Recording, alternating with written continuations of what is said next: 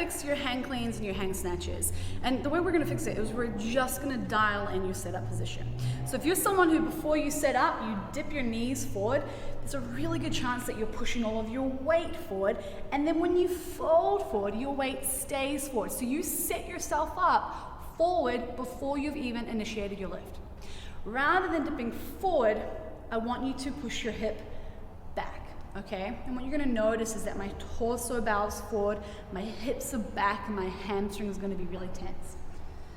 So if we're going into a hang snatch, we're not gonna do that. We are going to sit the bum back and keep the shins super vertical, and that's gonna be how we set up. What's really important about that position is it allows me to keep my knees behind the barbell rather than having them forward. And the position of the knee is super important because the position of the knee dictates the position of the torso. If my knees are forward, my torso becomes more upright. If my knees are back, my torso hinges forward further.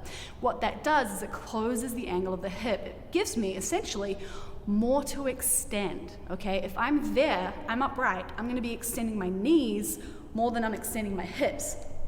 If I'm here, I've got a whole lot of room and potential to push my hips forward to extend, to generate power using these bigger muscles. My knees don't generate a whole lot of power, not relative to the hip. So you've got to be there, hips loaded up rather than quads and knees loaded up. You must have your shins vertical, you must be back, you must be in this position where your torso is forward, over the bar, ready to explode with your hips.